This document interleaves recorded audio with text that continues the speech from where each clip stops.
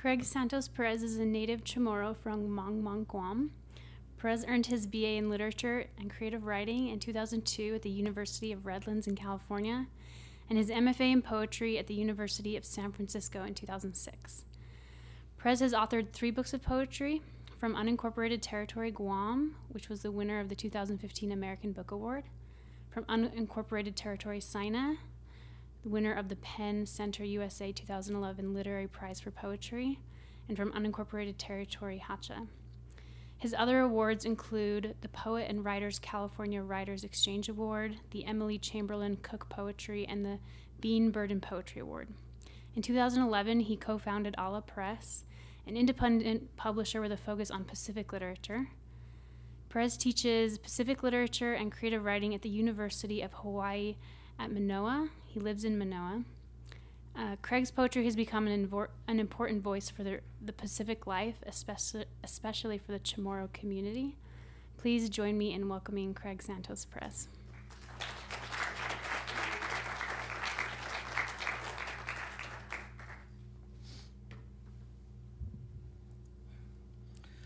Hafaday, aloha, greetings.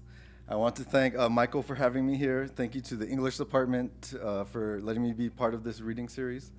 I also want to thank Brian and all my colleagues as part of the symposium for creating such a stimulating space here for me to experience and to share my scholarship in poetry. I'm just going to read for about 35 minutes, and then I'm happy to take any questions you might have. A lot of the poems I'll be sharing with you are new poems, and they relate to kind of the themes of archipelagos and oceans, which is something we're discussing as part of the symposium. This first poem is called Thanksgiving in the Anthropocene, 2015. It's based on a true story. Thank you, instant mashed potatoes. Your bland taste makes me feel like an average American. Thank you, incarcerated Americans, for filling the labor shortage and packing potatoes in Idaho. Thank you, canned cranberry sauce, for your gelatinous curves. Thank you, Ojibwe tribe in Wisconsin. Your lake is now polluted with phosphate-laden discharge from nearby cranberry bogs. Thank you, crisp green beans. You are my excuse for eating dessert later. Thank you, indigenous migrant workers, for picking the beans in Mexico's farm belt. May your children survive the season. Thank you, NAFTA, for making life so cheap. Thank you, Butterball Turkey, for the word butterball, which I repeat all day, butterball, butterball, butterball, because it helps me swallow the bones of genocide. Thank you, dark meat, for being so juicy. No offense, dry and fragile white meat, you matter too. Thank you, 90 million factory farm turkeys, for giving your lives during the holidays. Thank you, factory farm workers, for clipping turkey toes and beaks so they don't scratch and peck each other in overcrowded dark sheds. Thank you, genetic engineering and antibiotics, for accelerating their growth. Thank you, stunning tank, for immobilizing most of the turkeys hanging upside down by crippled legs. Thank you, stainless steel knives, for your sharpened edge and thirst for throat. Thank you, defeathering tank, for your scalding hot water, for finally killing the last still conscious turkeys. Thank you, turkey tails, for feeding Pacific Islanders all year round. Thank you, empire of slaughter, for never wasting your fatty leftovers. Thank you, tryptophan, for the promise of an afternoon nap. I really need it. Thank you, store-bought stuffing, for your ambiguously ethnic flavor. You remind me that I'm not your average American. Thank you, gravy, for being hot off the boat and the most beautiful brown. Thank you, dear BYU students, for joining me at the table of this poem. Please hold hands, please. Bow your heads, please, and repeat after me. Let us bless the hands that harvest and butcher our food. Bless the hands that drive delivery trucks and stock grocery shelves. Bless the hands that paid for and cooked this meal. Bless the hands that bind our hands and force feed our endless mouth.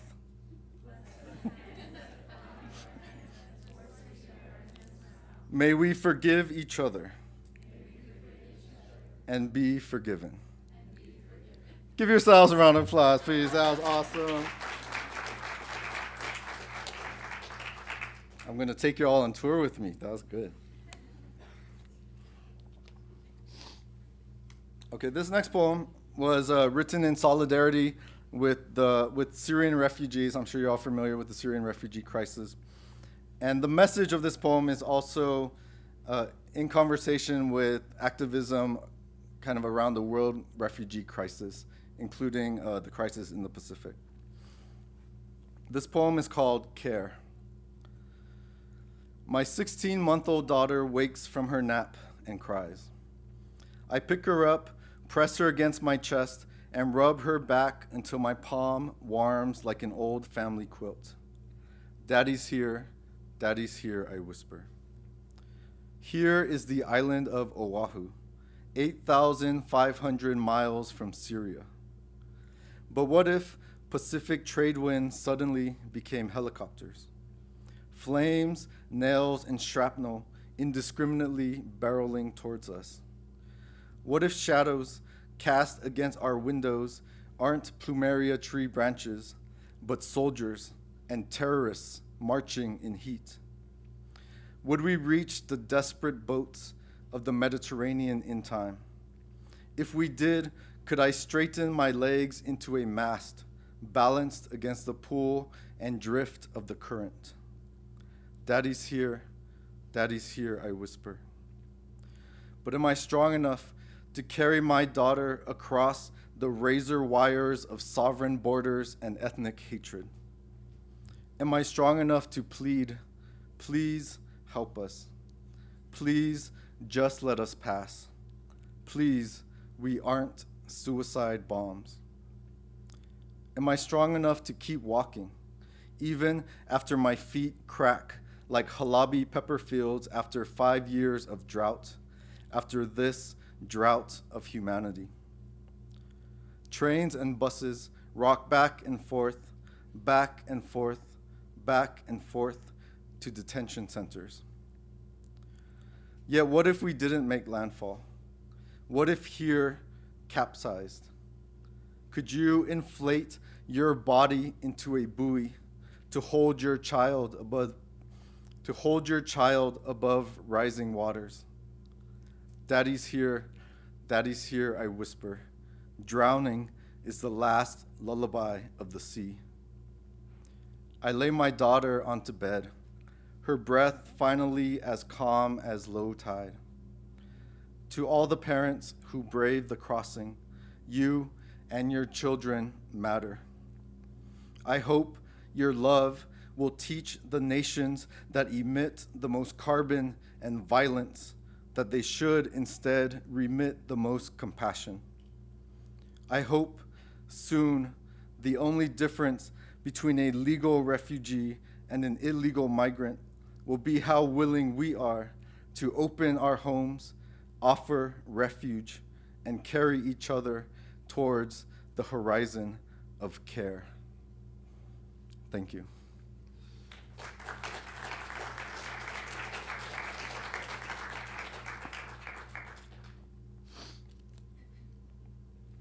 Okay, this next poem is also a solidarity poem. It's called Water is Life, and it's in solidarity with the Standing Rock Sioux tribe and all peoples protecting the sacred waters of this earth. Now, I do need some audience participation, and so when I beat twice, I need you to exclaim water is life as loud as you can, since this is a big auditorium. Okay, we'll practice.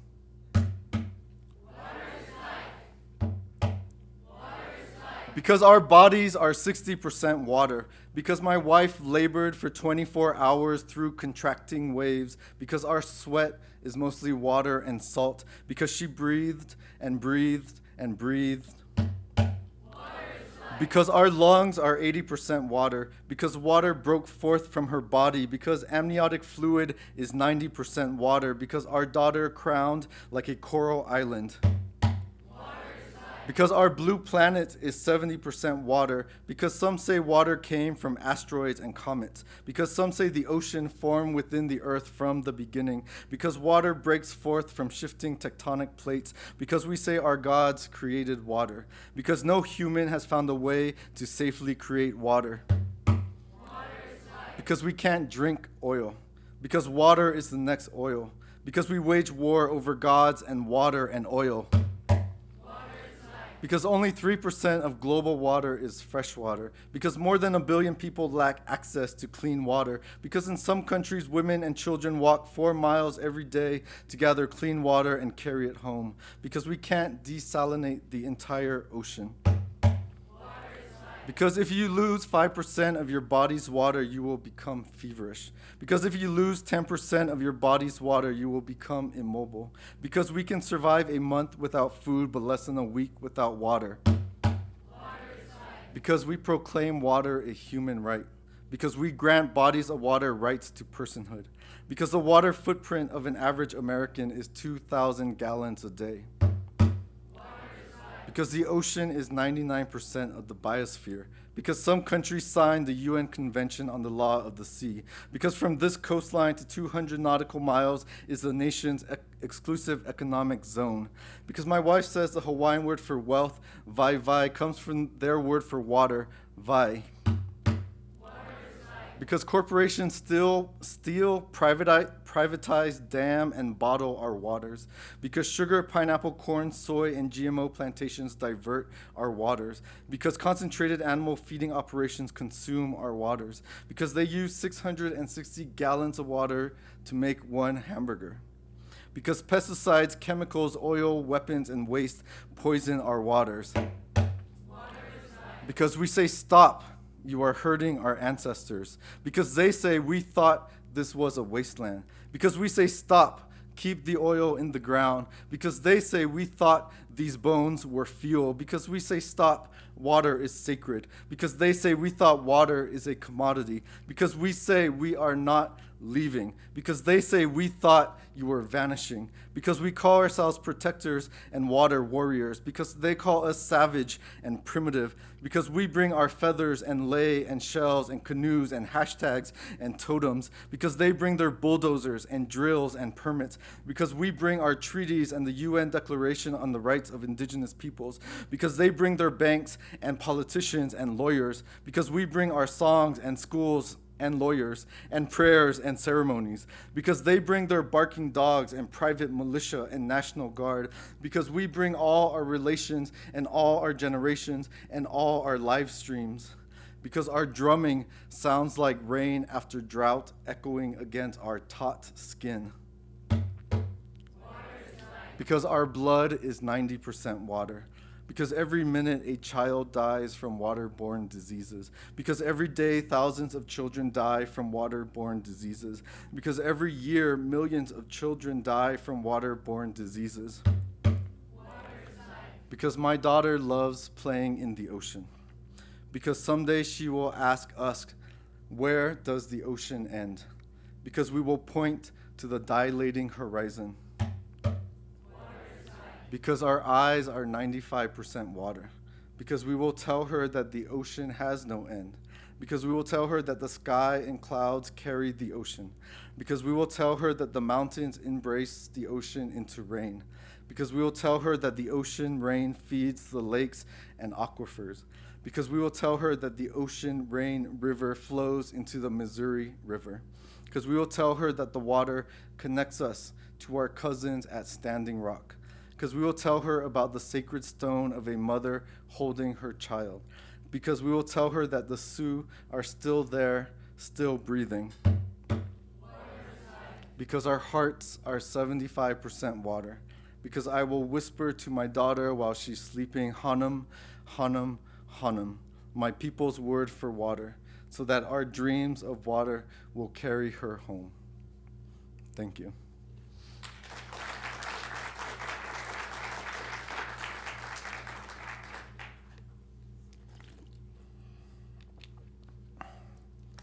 Okay, this next poem is shorter. It's about a different kind of water. It's called Ode to Drinking Canned Coconut Water with My Dad in California. So I grew up on the island of Guam, but when I was 15 years old, my family decided to migrate to California. And for anyone who's migrated knows there are stuff you leave behind, right? And for many of us Pacific Islanders, it's a lot of our coconuts, our other kinds of foods that we leave behind. So this is about that. Once I bought canned coconut water for my dad because he felt homesick for the island of our birth. After the first taste, he can't stop talking story about the tropical past. He claims that as a child he climbed barefoot, tall coconut trees arching towards the Pacific sky. He swears his grandpa removed the husk with 2 pulls of his legendary hands and halved the shell with 1 breath of a machete. And he swears his grandma squeezed the meat into milk and boiled it into oil with her bare hands. I tell him these products are trendy and expensive now, imported from plantations in Sri Lanka, the Philippines, and Thailand. He laughs and says his great auntie sat in a circle weaving coconut leaves, and if you pressed your ear to their woven mats, you could still hear singing and gossip. And because circles make memories seem less broken, his great uncles too sat in a circle, braiding dried husk fibers into rope, used to lash outrigger canoes and thatch houses, just like the veins of our ancestors bind our genealogies, strong enough to endure the lashing of waves and conquest. I read aloud the nutrition facts label to him. He responds with this origin tale. Once a young girl, beloved by our entire island, dies during a time of drought. The family buries her and weeps upon the grave, from which an unfamiliar tree sprouts. They watch it grow and bloom until a strange hard fruit falls and opens on impact. The girl's mother braves the first sip, then smiles for the first time in years, as if her body, after having been completely emptied, is finally replenished. From that harvest, we planted a sapling whenever a child was born. As generations passed, the trees became kinfolk, teaching us how to bend without breaking, how to create without wasting, and how to take without depleting. My dad says the last time he was home, he saw how invasive coconut beetles have devoured half the coconut trees on island. We take a final sip, discard the empty aluminum cans in the recycling bin, and swallow the bitter aftertaste. Thank you.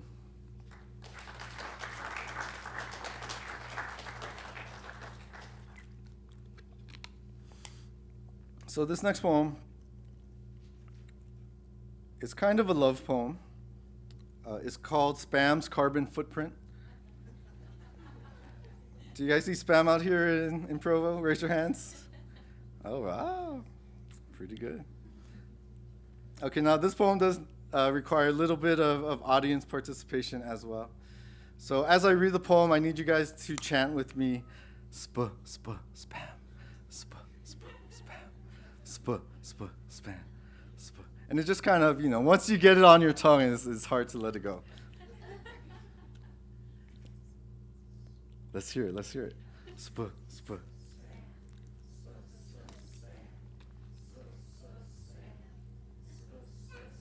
Guam is considered the spam capital of the world. On average, each Chamorro consumes 16 cans of spam each year, which is more per capita than any other country. All 7 McDonald's restaurants on Guam feature spam on the menu. A culinary legacy of American troops stationed in the Pacific during World War II, spam is also popular in Hawaii, the Philippines, Okinawa, and South Korea, all places with a history of U.S. military presence. In fact, some historians argue that spam may have been responsible for Hitler's defeat. The Allies would have started without spam, plus it's processed, so I guess we can save it for the coming war between the U.S. and China, or Russia, and or North Korea. Once I was on a diet and spam faded from my consciousness. Then I met my future wife, who's Hawaiian, and spam became part of my life again. A true Pacific romance. You can rub the entire block of spam along with its accompanying delicious gelatinous goo onto your wood podium. The oils from the spam moisturize the wood and give it a nice luster. Plus, you'll have enough oil left over to use as your own personal sexual lubricant. A true Pacific dinner date. Maybe the economic downturn will help people truly appreciate spam instead of loathing it. I eat spam every day and I ain't dead. Despite rumors, spam is not made of such odds and ends as hooves, ears, brains, native peoples. Okay, quiet for a sec. The name itself stands for Specially Processed Army Meal. Salted pork and more. Super pink artificial meat. Snake, possum, and mongoose. Or the Hawaii version, some Polynesians are Mormons. All right, let's get the beat back up. My uncle is the reigning Guam spam king. He won the last spam cook-off with his spicy spam meatballs. I'll never forget the 2-pound spam bust of George Washington he made for Christmas. Toasted crispy on the outside with raw egg yolk in the hollow center. The kids loved it. For Christmas, all I want is a snow globe featuring a can of spam sitting on an island. Turn it over and a typhoon swirls madly, unable to unseat spam from its place of honor. I have a souvenir can I bought after seeing Monty Python's Spam-A-Lot on Broadway in New York City. It cost me $10 and is the most expensive spam I've ever bought. I will never eat it.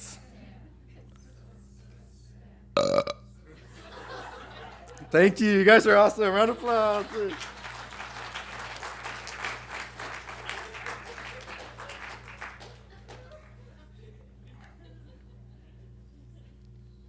Okay. This next poem is called Blood Ivory 2016. And it was written as my testimony in support of this bill that was proposed and thankfully passed in Hawaii to ban the illegal ivory trade. And something that's kind of surprising is that Hawaii is actually the third largest state in terms of like ivory sales, both legal and illegal, after New York and California.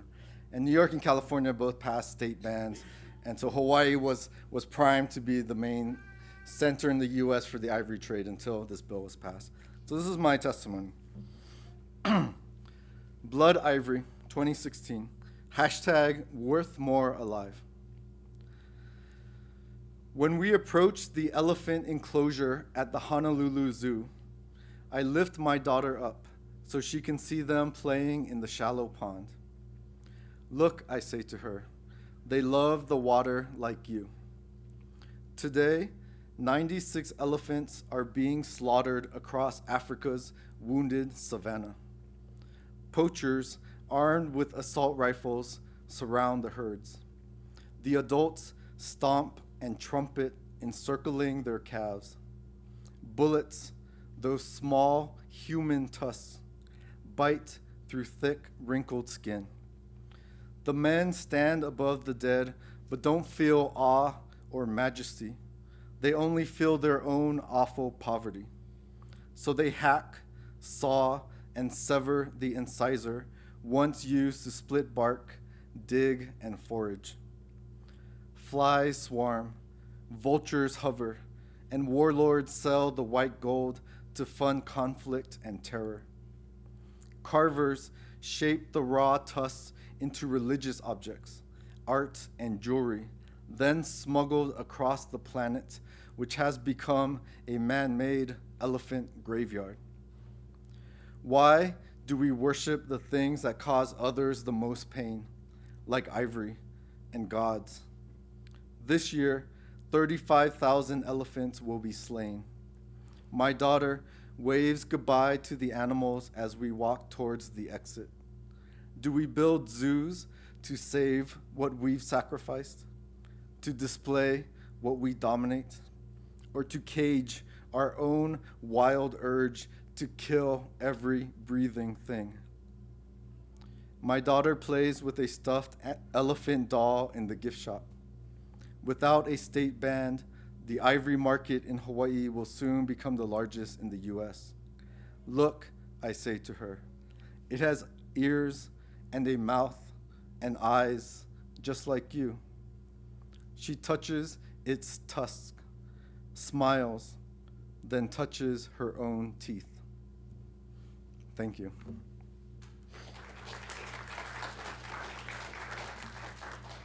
So it's actually my daughter back there making cute baby noises.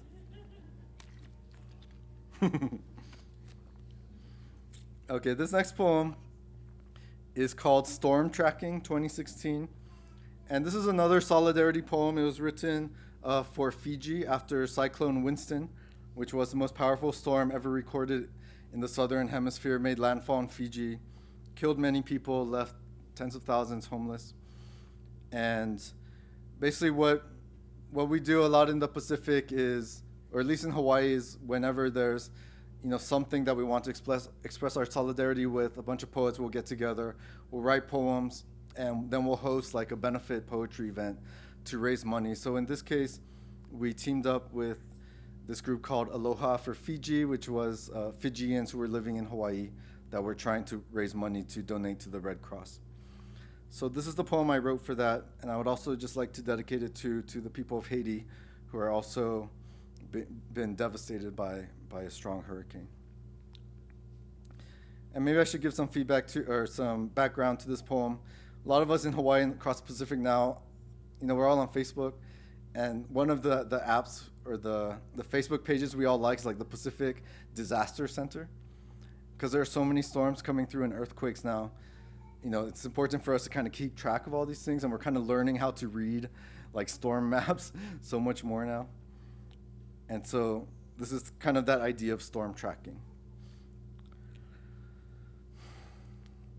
This is when the warm ocean gives birth to a cyclone. This is when we give a human name to a thing we can't control. This is when wind triggers warning system and rain echoes violent refrain. This is when evacuation becomes another word for shelter, when home becomes another word for debris and broken sugarcane. This is when we hold our children close and whisper, "Don't be scared, we won't let go." This is when the flood waters whisper, "Let go."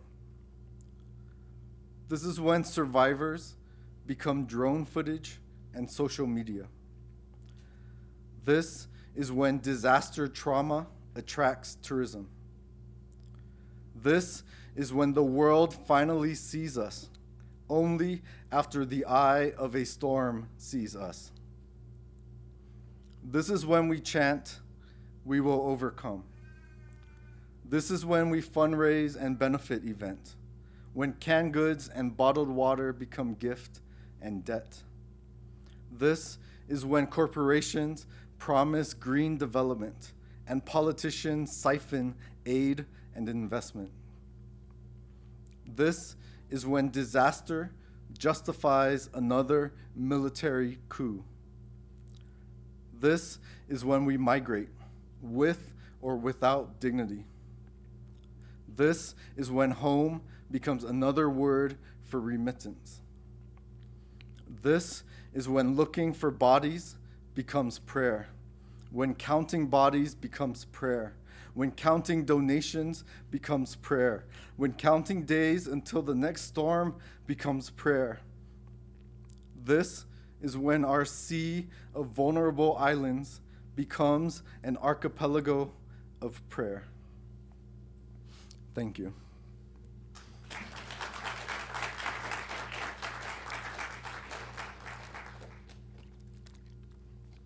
Okay, this is my last poem. Thank you all again for listening. And as I said, I'm happy to answer questions. Now, this last poem does also require your participation. When I give the number 1, I need you to exclaim praise. Number 2, I need you to ask please. Okay, this poem is called Praise Song for Oceania. And this was written for World Oceans Day, which is June 8th.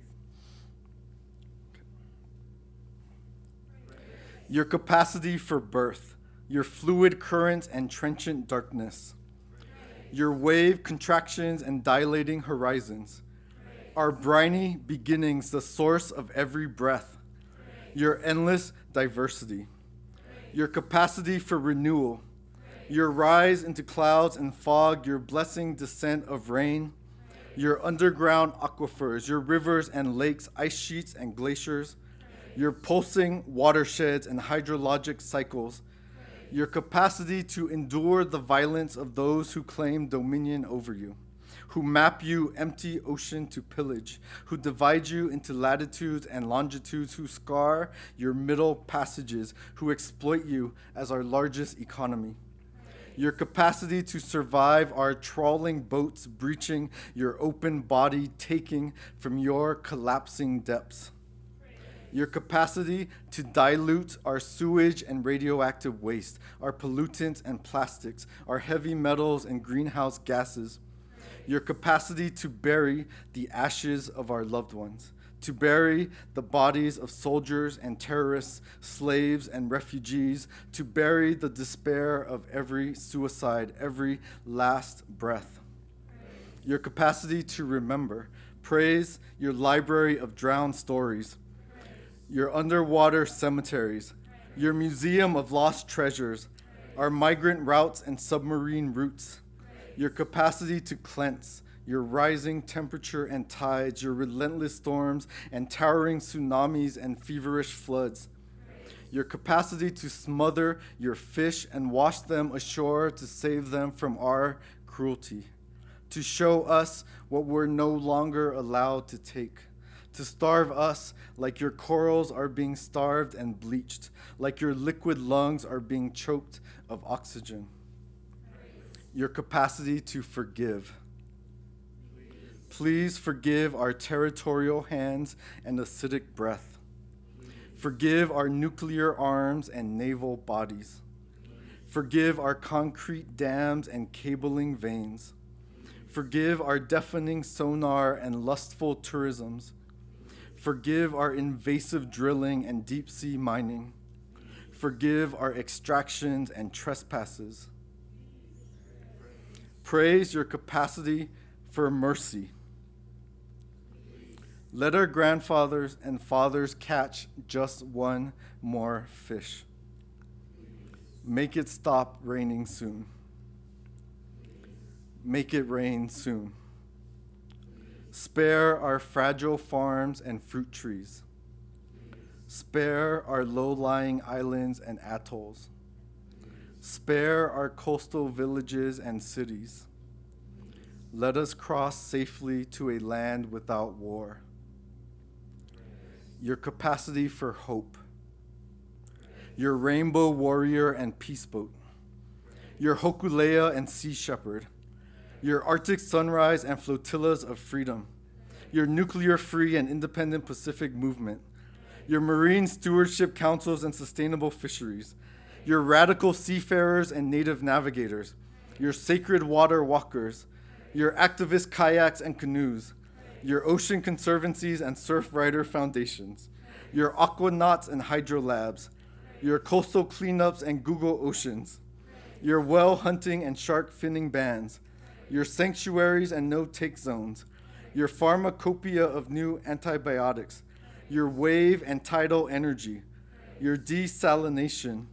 Your hashtag ocean optimism and hashtag hope spots.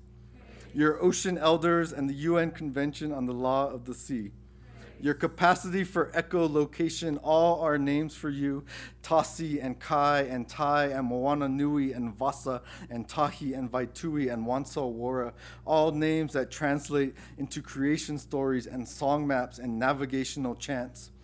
Your capacity for communion, our common heritage, our pathway and promise to each other, our endless saga, our most powerful metaphor, this vision of belonging, our horizon of care, our blue planet, one world ocean, our oceanic past, present, and future flowing through our blood.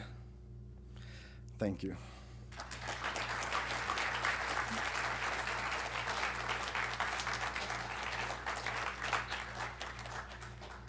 Okay, so as I mentioned, I'm happy to take questions, and I'll repeat the questions into the mic so all folks can hear. And to break the ice, whoever asks me the first question, I'll give you a free can of Spam. It's only half eaten. Word. So I want to ask you, since so much of your poetry is audience participation, at least with this reading, have you ever considered releasing this in audiobook with an audience participation? Oh, what? Because I'd buy that. Word. Thank you for your question. I do have actually one audio album that was published in 2011. You could get it on iTunes. It's $9.99 or 99 cents a poem track.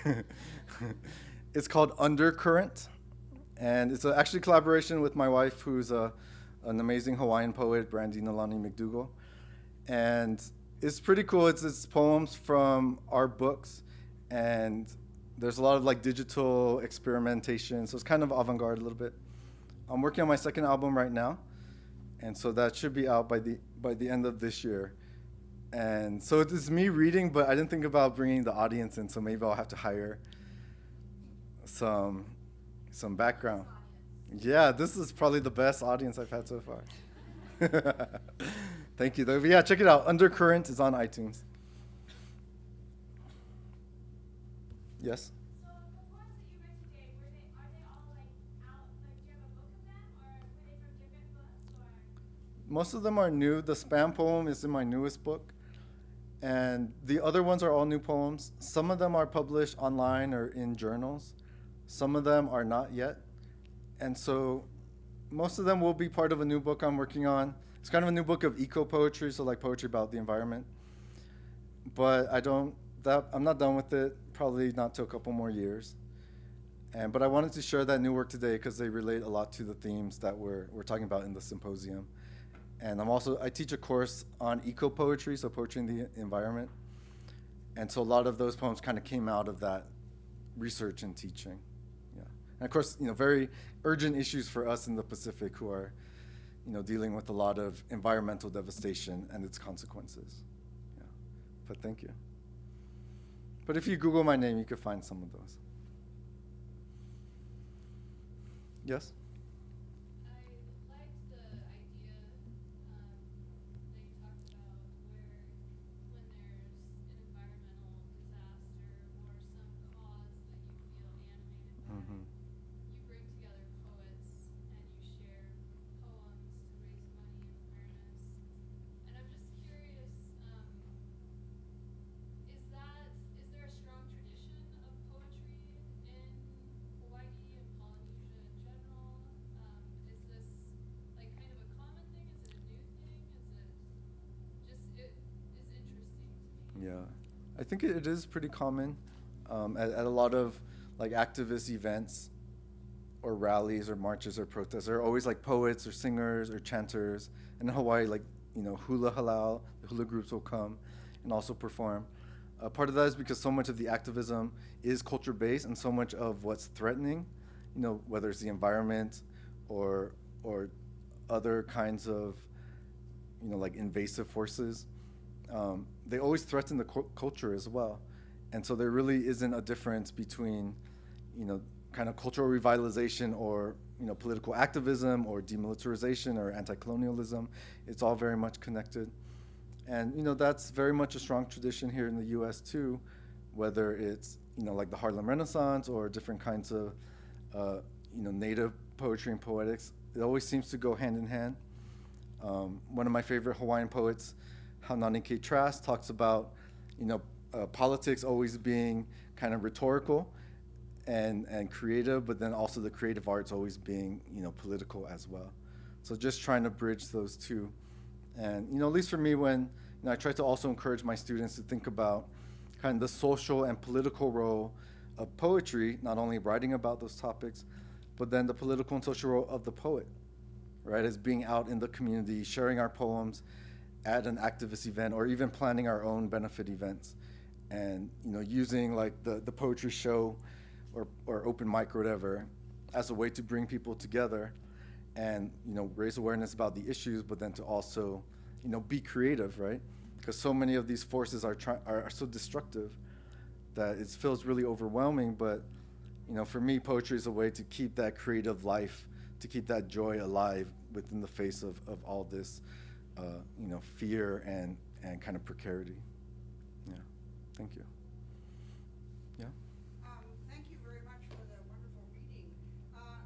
This morning earlier, you were talking about poetic form in the symposium, and I'm wondering if you see the forms of any of your poems as connected to archipelagos or islands or oceans, or whether the poems are thematizing those issues.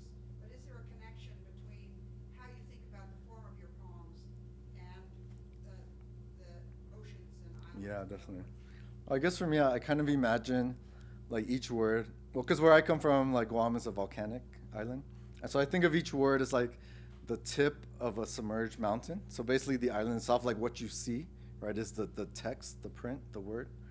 And then the many meanings of the word is like, to me, the submerged mountain of meaning and signification and all that. And so in that case, then I imagine the page as an ocean or an excerpt of the ocean.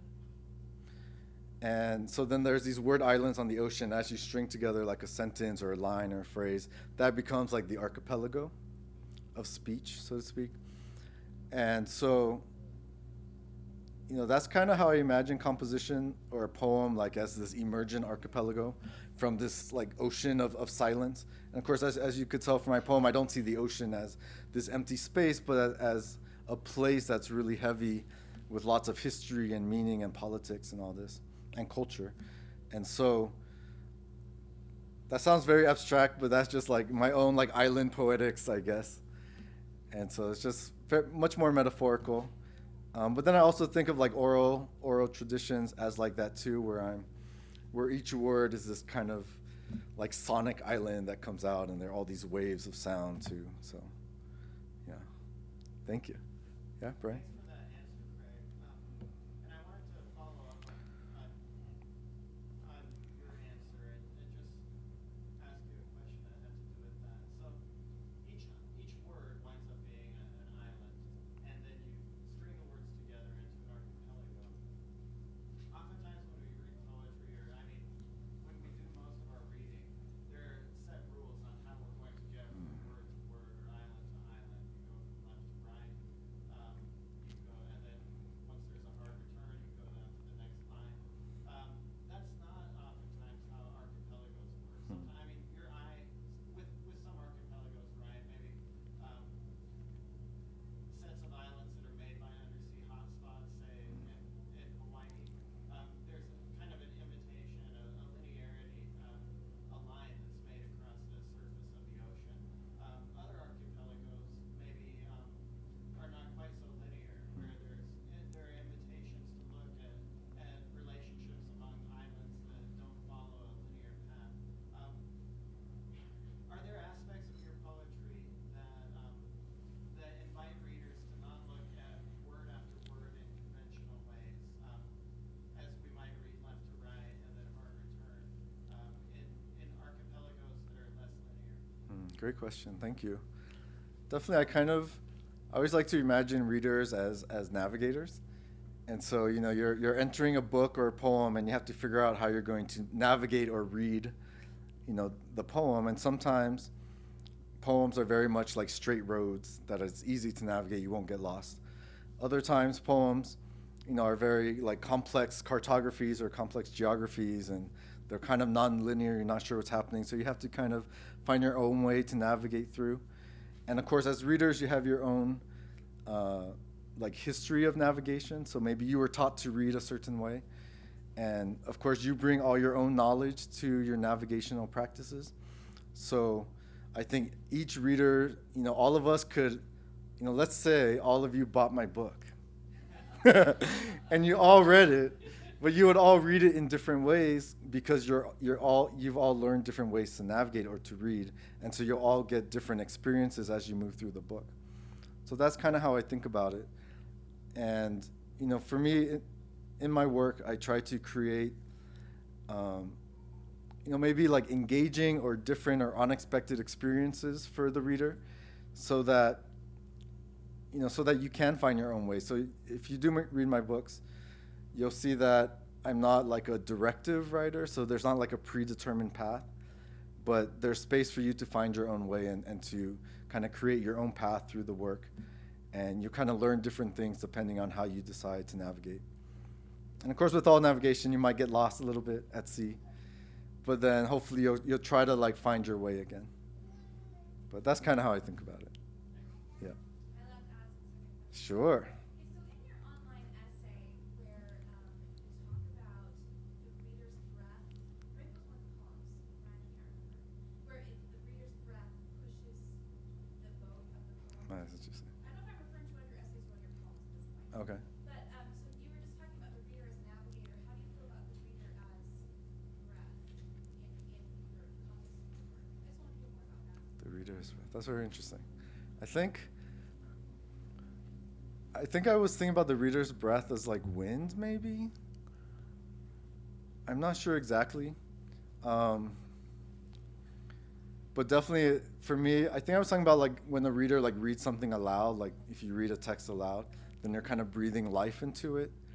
And I feel like, I always encourage readers to read aloud a book, even, because reading silently is one experience, but then reading it aloud is another. And I think what it does is it kind of animates the words. And, if we think about like the page as a sail, then we could think about the, where that could take the reader if they're reciting the words, breathing life into the sails and having it carry them somewhere. So I think that was what I was talking about, maybe. Yeah. So I think that's time. Let's give Greg another round. Thank you.